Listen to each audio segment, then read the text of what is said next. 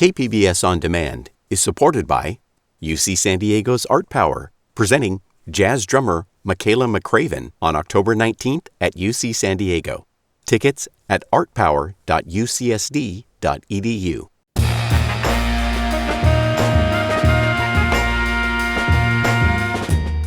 Welcome in San Diego, it's Jade Hindman.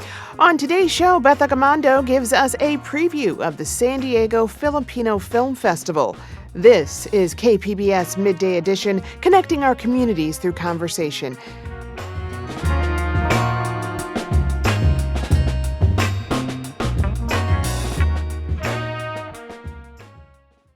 San Diego County has the nation's second largest Filipino American population, so it's more than fitting that the South Bay host a San Diego Filipino Film Festival. KPBS cinema junkie Beth Accomando has been charting its evolution since its inception back in 2021.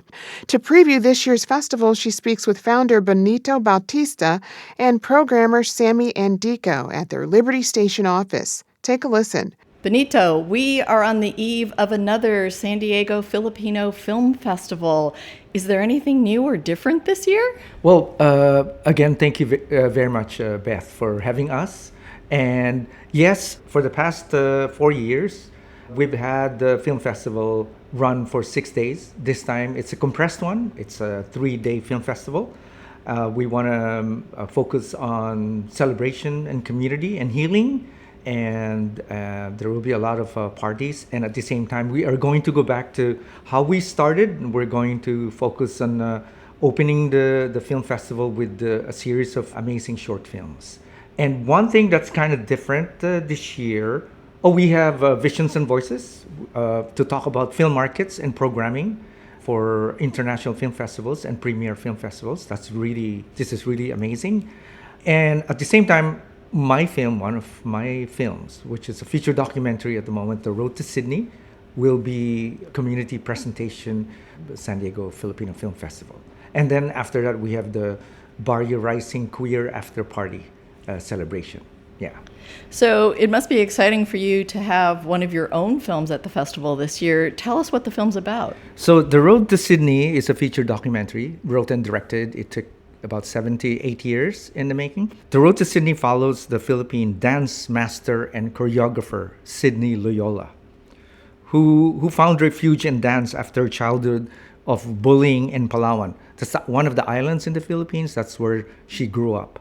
Now, based in San Francisco, Sydney faces discrimination and struggles and the realities of job loss and eviction following her gender affirmation. That's her journey. And through her courage and artistry in dance, she embarks on a journey of healing and identity.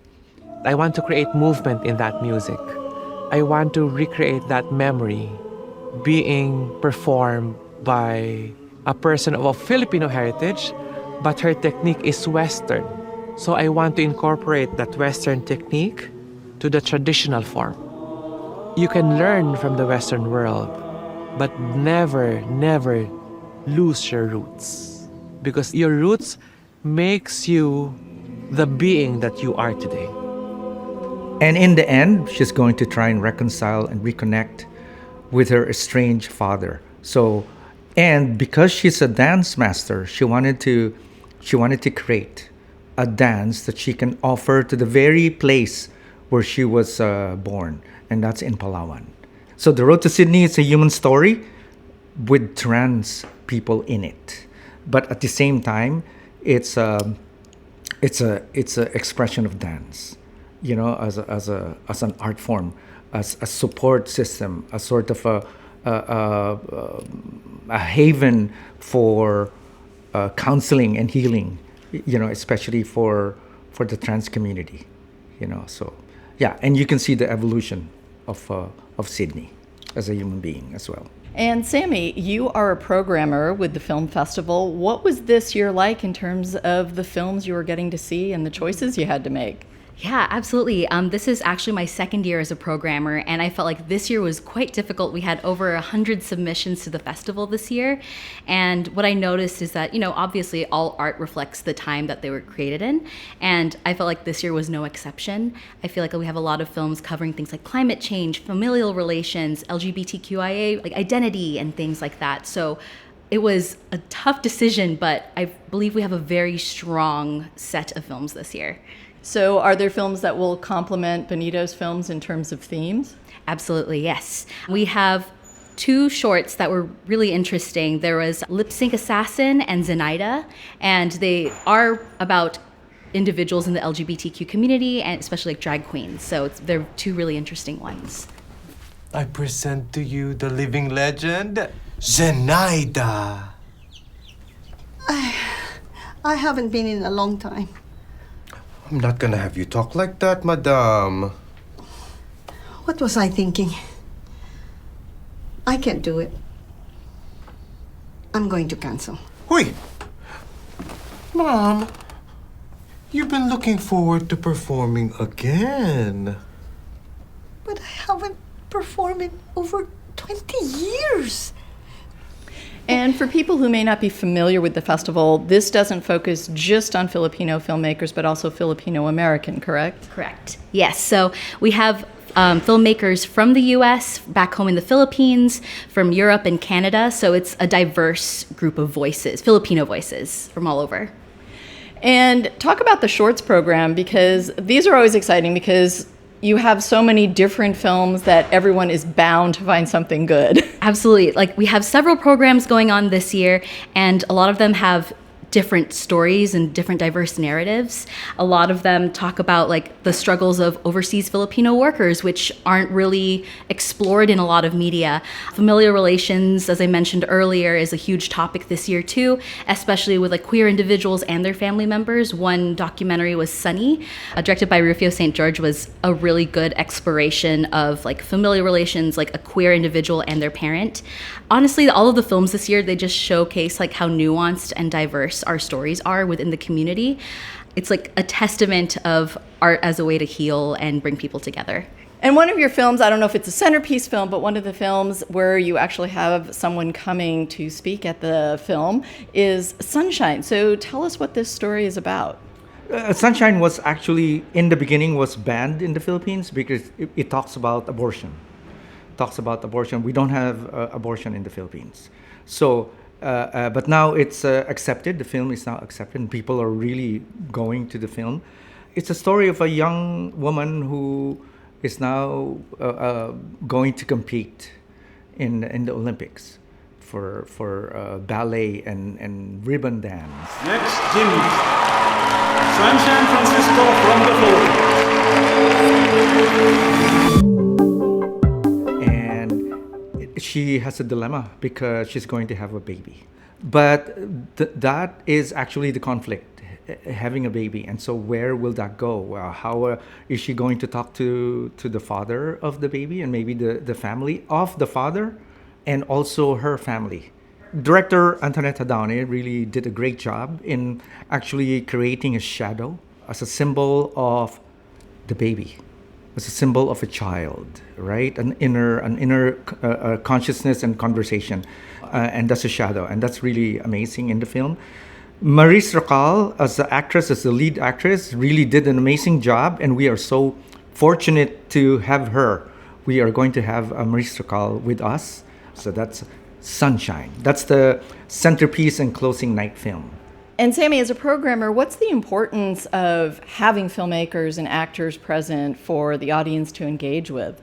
I think it's really important for an audience to have that opportunity to meet filmmakers and actors because it gives them the opportunity to learn about what it takes to make a film and the intentions behind why these filmmakers and actors put so much love and passion into these films. I think it's going to be such an exciting thing to have Maurice Racal here to talk about playing Sunshine and just how she embodied that role, especially in the Philippines where abortion is illegal and it's still an ongoing debate. So, And do you think audiences, even perhaps Filipino American audiences, will be surprised by kind of the diversity of films and filmmakers and how far across the globe they come? Absolutely. Even as a programmer, I was surprised to see films like from Europe and films from like Canada too. I know Canada has a large like Canadian Filipino population, but actually sitting and watching their narratives was so enlightening to me because it opened my eyes up to like, oh, this is my community but in another country, you know? And it's so uniquely them. It was such an interesting experience being able to do this, and I think it's a treat for everyone this year to be able to, you know, immerse themselves in these narratives. And regional stories present in the film festival, because the Philippines, again, is 7,100 islands. And so that alone, separated by geography and water and language. So some films are expressed not in Tagalog language, it's expressed in the Bicolano and Cebuano language. And you get to experience that. So I think that's part of the experience as well. And tell people where the festival is. The festival will be at the AMC Plaza Bonita Westfield in National City. It will be there, including the Visions and Voices panel discussion. And explain a little bit about Visions and Voices and what people can get from that, because this is really a great networking opportunity for people. Well, Visions and Voices started because Emma and I, as filmmakers and producers, we've been traveling to international film markets. And we've because of the films we've made, fortunately for us, experienced programming in different international film festivals. So we wanted to bring this experience and the insights within this experience to the community of emerging filmmakers and also beginning filmmakers, or just the community trying to figure out what actually happens in a film market or in an international or premier film festival. So aside from the market. So the international film market is actually an experience that if you don't know how to navigate, you will get lost, you know? And it's a place for your film to be seen, to be distributed, to be licensed, to be picked up, to be bought. But at the same time, what goes into that prior to going there and hopefully get funding for the film you're about to make, and also create a network. And so, yeah, the Visions and Voices, we've started Visions and Voices since, I think, 2018. And we've gone to different phases. We have incubation and mentoring and discussion of development of films. We've gone into, I think, producing films, and now we are going to navigate into experiencing and preparing for the experience of international film markets, because, you know, we noticed that there's a lot of filmmakers, especially of Filipino heritage and diverse filmmakers in San Diego, who really have never been to international film markets. And you've really grown this festival quite a bit in just a few years. How has that challenge been? It's challenging for the arts community in general. And also bringing diverse community into watching cinema. I think COVID destroyed that experience, and we're trying to bring that experience again in sitting down and watching movies, you know, in theaters. But the success of, you know, the film festival actually is because of so many different things. Our volunteers, amazing volunteers, dedication, intentionality, inspiration, they're all amazing volunteers coming from diverse backgrounds, cross-generational, and at the same time, our community of supporters, and most especially our heroes, the global filmmakers that are continually imagining things and putting things from paper to film and translating it into stories that we can all learn from.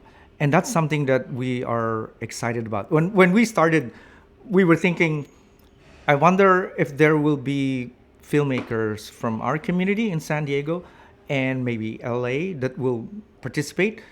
Yes, they did, and now it's global.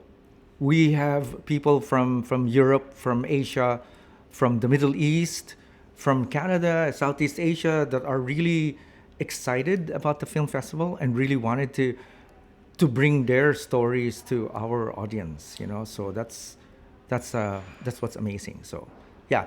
Well, thank you both for talking about this year's San Diego Filipino Film Festival.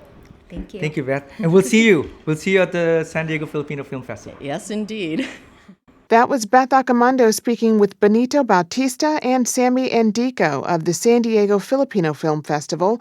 The festival kicks off Thursday with a meet and greet party with film screening Thursday through Sunday at the AMC Plaza Bonita Theaters.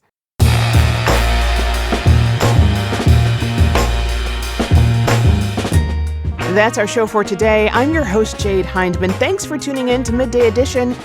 Be sure to have a great day on purpose, everyone.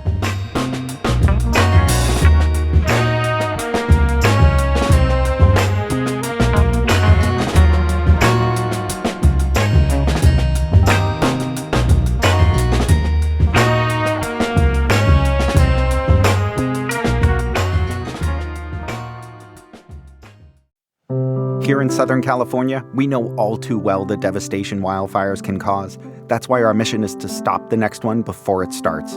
I'm Brian D'Agostino, leader of SDG&E's Wildfire and Climate Science team, and we've built one of the most advanced wildfire prevention programs in the country, with a team of world-class meteorologists using artificial intelligence and real-time weather data, all to help keep our communities safe. We're also building a stronger grid and using public safety power shutoff when necessary because, believe me, I've seen firsthand how unpredictable wildfires can be.